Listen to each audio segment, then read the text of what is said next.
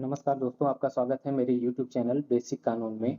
UP, MP, Delhi आदि राज्यों में जुडिशियल और एपीओ एग्जाम्स की डेट आने वाली हैं, जिसमें न्यू सिलेबस को शामिल किया जाएगा।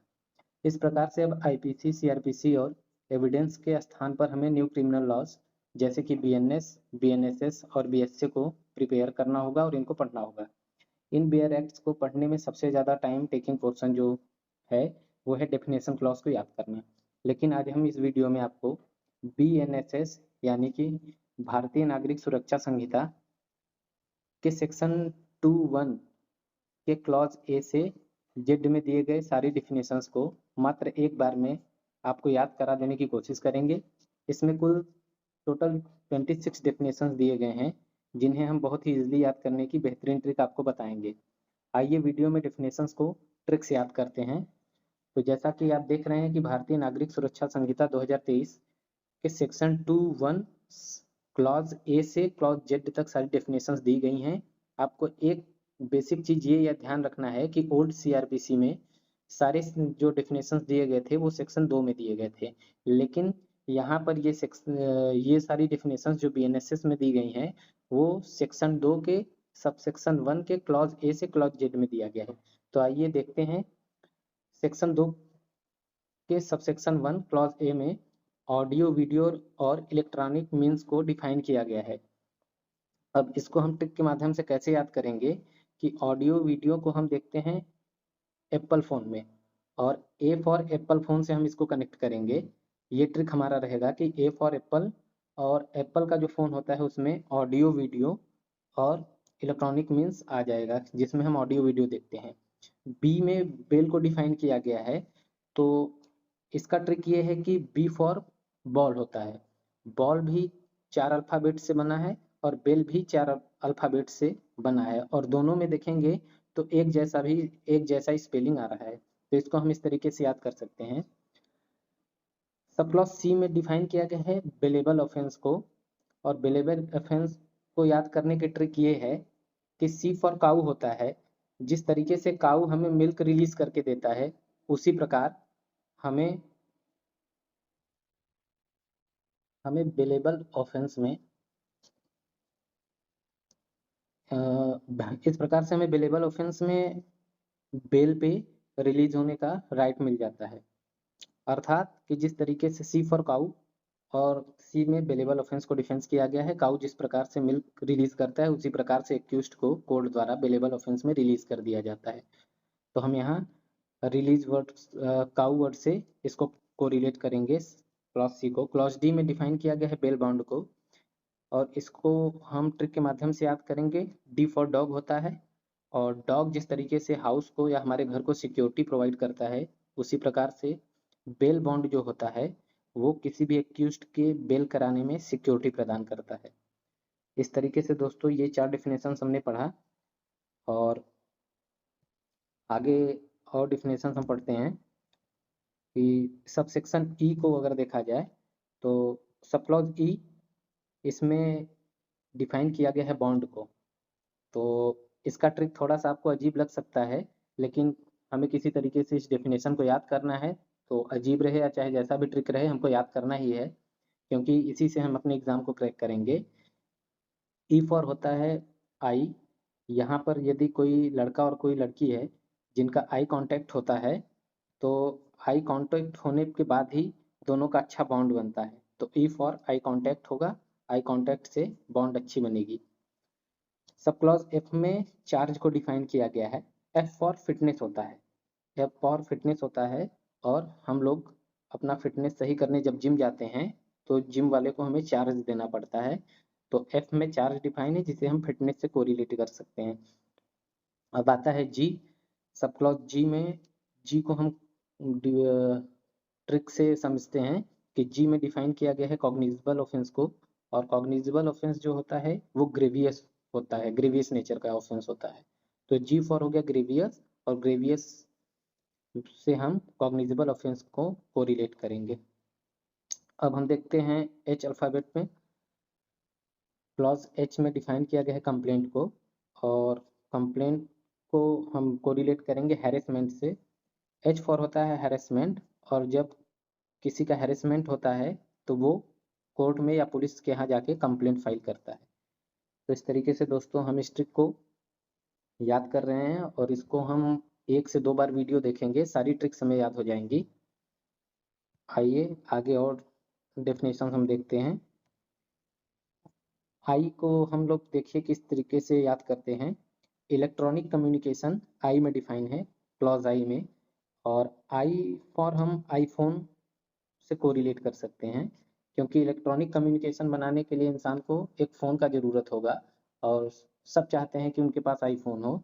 तो सबसे महंगा आईफोन जो रहेगा उससे हम इलेक्ट्रॉनिक कम्युनिकेशन कोरिलेट कर सकते हैं। आई फॉर आईफोन, जिससे इलेक्ट्रॉनिक कम्युनिकेशन होगा। जे में डिफाइन किया गया है हाई कोर्ट को, और ये तो आसान ट्रिक है जिसमें जे फॉर जस्टिस के लिए हाई कोर्ट जाते हैं। तो जे फॉर जस्टिस हो गया और जस्टिस के लिए हाई कोर्ट जाते हैं, जे में हाई कोर्ट डिफाइन है। अब अगली डेफिनेशन देखते हैं। के में डिफाइन किया गया है इंजरी वर्ड को, और इंक्वायरी वर्ड को डिफाइन किया गया है। तो इंक्वायरी वर्ड को हम कोरिलेट करेंगे नॉलेज से, क्योंकि के फॉर होता है नॉलेज और ज़्यादा नॉलेज के लिए हमें ज़्यादा इंक्वायरी करनी पड़ती है। तो के फॉर इंक्वायरी, और ज़्यादा इंक्वायरी से हमें ज़्यादा नॉलेज प्राप्त होता है। सब क्लॉज एल में डिफाइन किया गया इन्वेस्टिगेशन को। तो इन्वेस्टिगेशन जो है लेबर का काम है, एल फॉर लेबर। और जो भी आईओ होता है या इन्वेस्टिगेटिंग ऑफिसर होता है किसी केस का, अगर वो इन्वेस्टिगेशन कर रहा है तो उसे केस की जड़ तक पहुंचने में बहुत ज़्यादा मेहनत लगता है, लेबर का काम लगता है। तो इस तरीके से हम एल फॉर लेबर करेंगे, और सबसे ज़्यादा लेबर इन्वेस्टिगेशन में लगता है, जिसमें डिफाइन किया गया है इस इन्वेस्टिगेशन को एल में। अगली डेफिनेशन देखते हैं हम। सब क्लॉज एम में जुडिशियल प्रोसीडिंग, जुडिशियल प्रोसीडिंग को डिफाइन किया गया है। तो एम फॉर होता है मजिस्ट्रेट, और जुडिशियल प्रोसीडिंग जो है वो मजिस्ट्रेट के माध्यम से ही पूरा किया जाता है। जुडिशियल प्रोसीडिंग जज के माध्यम से पूरा किया जाता है कि मजिस्ट्रेट के माध्यम से। यहाँ ये ध्यान देने वाली बात है कि एम फॉर मजिस्ट्रेट का ट्रिक किस लिए बनाया गया है, क्योंकि जो बीएनएसएस है यहाँ जज वर्ड का इस्तेमाल ना करके मजिस्ट्रेट, क्योंकि क्रिमिनल मैटर में जो भी ट्रायल वगैरह होता है वो मजिस्ट्रेट के सामने होता है। तो इसलिए एम फॉर मजिस्ट्रेट और जुडिशियल प्रोसीडिंग जो है वो मजिस्ट्रेट के सामने किया जाता है। अगला definition N for near by area, और एन में डिफाइन किया गया है लोकल ज्यूरिस्डिक्शन को।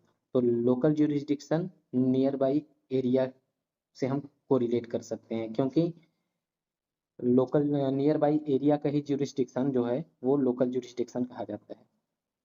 अब सब क्लॉज ओ को हम देखते हैं। सब क्लॉज ओ में डिफाइन किया गया है नॉन कॉग्निजेबल ऑफेंस को, और नॉन कॉग्निजेबल ऑफेंस को हम ओ अल्फ़ाबेट से कैसे रिलेट करेंगे।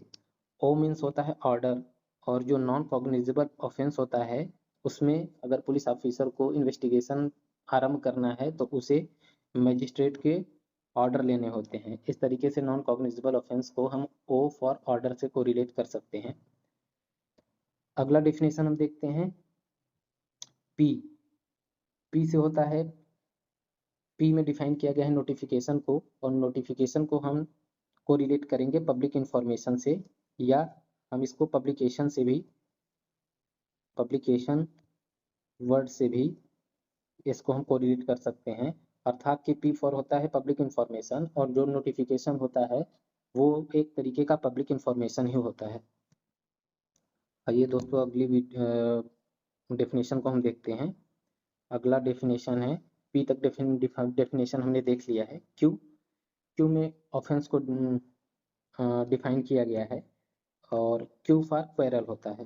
तो क्वेरल लीड्स टू ऑफेंस।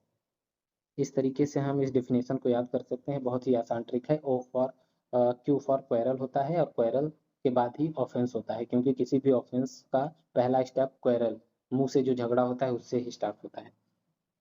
अगली डेफिनेशन आर। आर में डिफाइन किया गया है officer in charge of a police station.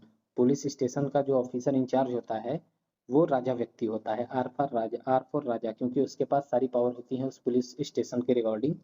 तो इस तरीके से हम officer in charge of a police officer को आर फॉर राजा वर्ड से, ट्रिक से याद कर सकते हैं। अगली डेफिनेशन एस अल्फाबेट से है, एस अल्फ़ाबेट में प्लेस वर्ड को डिफाइन किया गया है, तो एस फॉर स्पॉट होता है और साइड भी होता है। तो प्लेस को या तो स्पॉट कहें या तो साइड कहें, तो एस फॉर स्पॉट या साइड उसको हम प्लेस वर्ड से कोरिलेट करेंगे। अब यहाँ पे नेक्स्ट डेफिनेशन जो है टी क्लॉज में दिया गया है, इसमें पुलिस रिपोर्ट है। ये बहुत आसान डेफिनेशन है, इसको याद करना 2 सेकंड का काम है। टी फॉर ट्रायल, ट्रायल के लिए ही जो रिपोर्ट मजिस्ट्रेट के पास दी जाती है उसे पुलिस रिपोर्ट कहते हैं। तो इजी ट्रिक है, मजिस्ट्रेट के पास जो रिपोर्ट प्रस्तुत की जाती है पुलिस ट्रायल के लिए, टी फॉर ट्रायल, और ट्रायल के लिए जो रिपोर्ट दी जाएगी वो पुलिस रिपोर्ट है। अगली डेफिनेशन हम देखते हैं।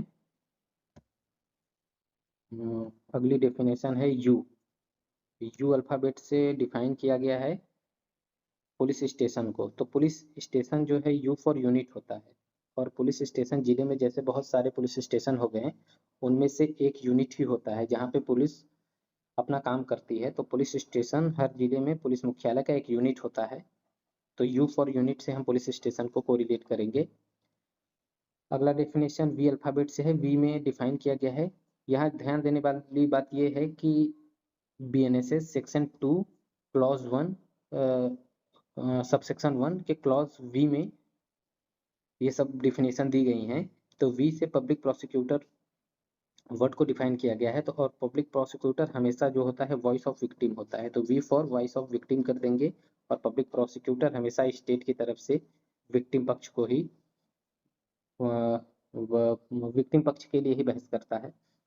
डब्ल्यू से सब डिवीजन डिफाइन किया गया है, और डब्ल्यू फॉर वार्ड होता है। वार्ड भी एक तरीके से जैसे ग्राम पंचायत और नगर पंचायत में वार्ड जैसे डिवीजन होता है, तो उसी तरीके से डब्ल्यू फॉर सब डिवीजन या वार्ड हम कोरिलेट करेंगे।